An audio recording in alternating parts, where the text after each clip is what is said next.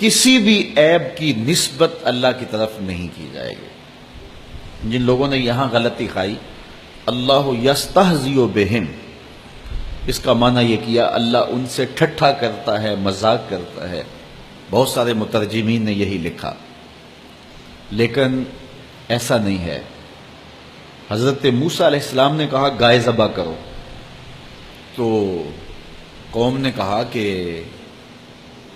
اتتخذنا ہزوا، ہم آپ سے ٹھٹھا کرتے ہیں۔ تو حضرت موسیٰ نے کہا کہ میں اللہ کی پناہ میں آتا ہوں، کیا میں جاہل ہوں کہ میں ٹھٹھا کروں؟ تو قرآن بتاتا ہے کہ ٹھٹھا کرنا یہ جاہلوں کا کام ہے۔ تو جب قرآن یہ خود بتا چکا ہے تو پھر اللہ تعالیٰ جل شانہ جو کہ علیم ہے تو وہ ٹھٹھا کیسے کر سکتا ہے؟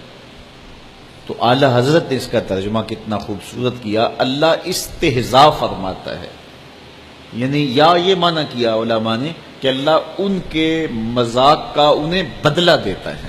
اب کوئی یہ بات کہے کہ جناب استہزاء کا جو ہے وہ معنی ٹھٹھا ہے، تو یہ مختلف جگہوں پہ یہ قرآن میں معنی کیا گیا تو یہاں کیوں نہیں کرتے؟ تو میاں موقع کے بدلنے سے، فاعل کے بدلنے سے معنی تبدیل ہوتا ہے۔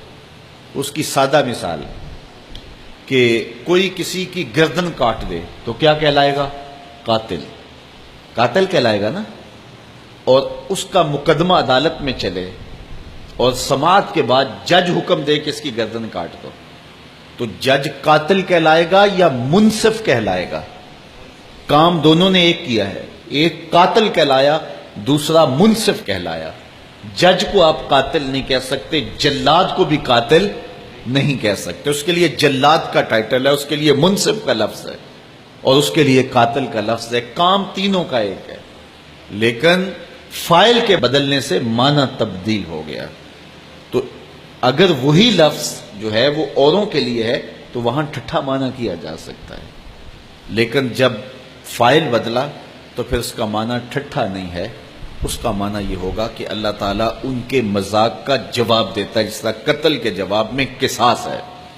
تو یہ اللہ تعالیٰ کی شان کی تقدیس ہے کہ کسی عیب کو اس کی ذات کی طرف منسوب نہیں کریں گے۔ اور یہ بات ذہن میں رکھیں کہ اللہ کے لیے وہ لفظ بھی نہیں بولے جا سکتے کہ جو عمومی طور پہ عام لوگوں کے لیے بولے جاتے ہیں، جس طرح ہمارے ہاں بڑوں کے لیے لفظ بولا جاتا ہے، تو جو ہے وہ اللہ صاحب نہیں کہا جائے گا، کیونکہ صاحب عزت کا لفظ تو ہے لیکن مخلوق کے لیے مستعمل ہے، تو اللہ کے لیے